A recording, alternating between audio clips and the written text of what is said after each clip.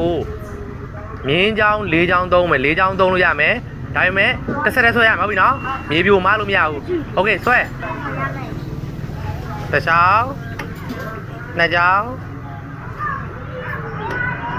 သုံးချောင်း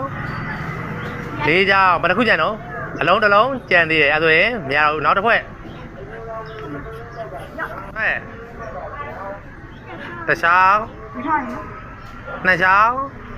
သုံးချောင်း၄ချောင်းဘယ်နှလုံးကျန်တော့တို့ကဲရပြီတို့ဆွဲလို့ရပြီဆွဲတစ်ချောင်းနှစ်ချောင်းသုံးချောင်း၄ချောင်းဆိုဘယ်နှလုံးကျန်တော့တစ်လုံးကျန်နေဟုတ်ပြီနော်ဒီမှာအဆက်ကုဆက်ကိုမြင်းဖြောက်လေးကြောင်းနဲ့အကုန်လုံးထိအောင်ဆွဲရမယ်ဆိုတော့ကဲကျွန်တော်ဆွဲပြပါမယ်တစ်ကြောင်းနှစ်ကြောင်းသုံးကြောင်းလေးကြောင်းโอเคဒါမှလားမသိဘူးမှန်မယ်ထင်တာပဲကျွန်တော်တို့ကတခါတလေဒီလိုစီမီဘုံရဲ့အပြင်ဘက်ကိုတွေ့ပြီးတော့လွတ်လွတ်ရတဲ့ဟာလေးရှိပါတယ်ခင်ဗျာအဲ့လေ